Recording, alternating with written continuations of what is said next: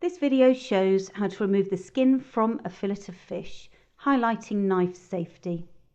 Sometimes the skin does not need to be removed and the fish can be cooked with the skin still on. Skinless fish could also be used.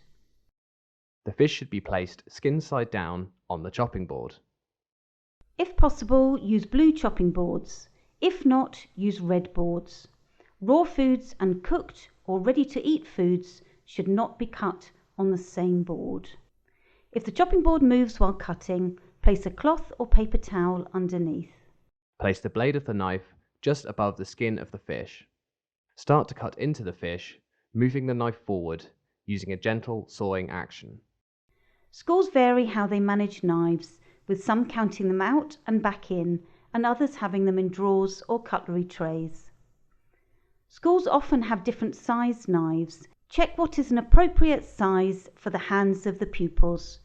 Pupils must be taught how to use knives safely, as well as walking with a knife carefully. Hold the skin of the fish with the other hand and, at the same time, continue the sawing action until the skin is removed.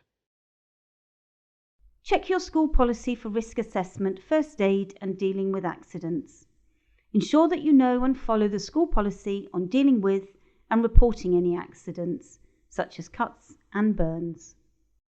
Many schools have a bowl or container for pupils to place their food waste during cooking, such as fish skin. This helps to keep the workspace tidy. Remind pupils to always wash their hands thoroughly when handling raw fish, helping to reduce the risk of cross-contamination. Top tips.